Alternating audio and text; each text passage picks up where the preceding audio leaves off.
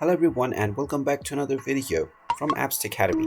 In this video, I'm going to show you how to delete your contacts on Mailchimp. So let's get started right away. First of all, open up your Mailchimp application, and if you haven't logged into your account already, go ahead and enter your credentials and then proceed with logging into your account. Once you have been logged in using your email address and your password as well as your verification code, you will be logged into your account. Now, once you have been logged in, if you wish to delete any of your contacts, tap on Audience at the bottom left section.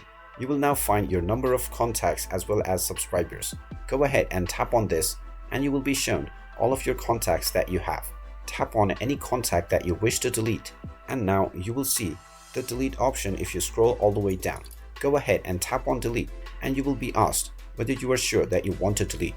Just touch and hold within the orange icon which says touch and hold to delete. Once you do this, the contact will be deleted from your Mailchimp account right away. You can do this with as many number of contacts that you wish, and they will be deleted from your account.